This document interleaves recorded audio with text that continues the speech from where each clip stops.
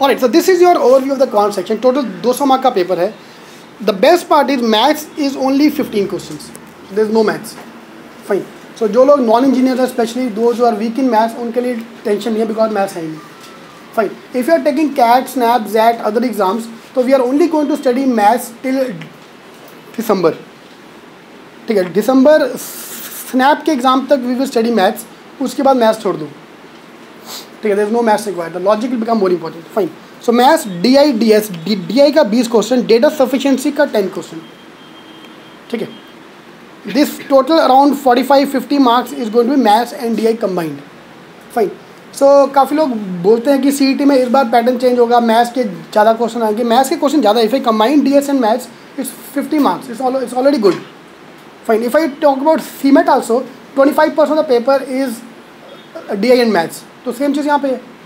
ठीक है, so level is this is okay. So combined these two topics is 50 question, but DI को I don't count them as maths. This much more easy than maths.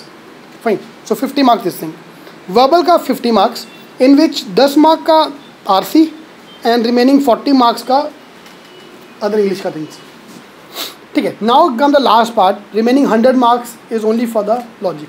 इसमें logical reasoning, traditional logic is 67 marks, visual reasoning is 25 marks and verbal reasoning is 8 marks. If I add deductions to that, तो 8 + 5 13 marks.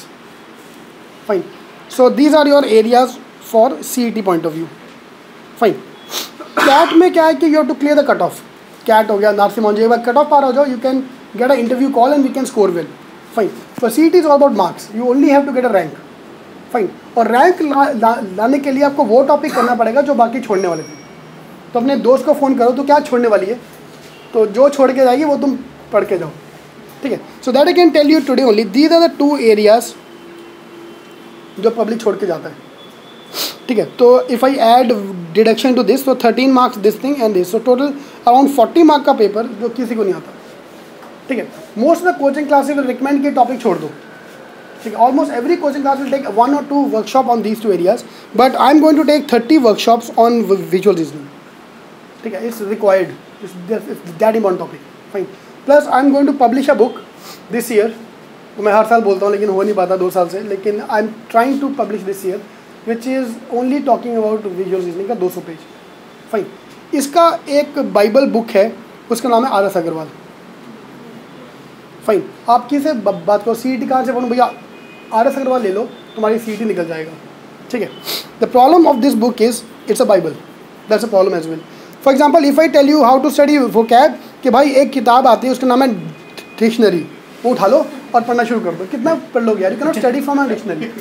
Right. तो same thing is RS Agarwal. Is this big book, तुम खत्म नहीं कर पाओगे. उसको size दे के public हिल जाती है एक बार तो.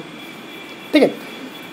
सो RS Agarwal if you are opening, उसमें विजुअल रीजनिंग के नाम पे there are 300 pages. It's a very good book, no doubt about this. 300 page है, लेकिन that book is made for every exam, bank PO या वहाँ हर जगह के लिए.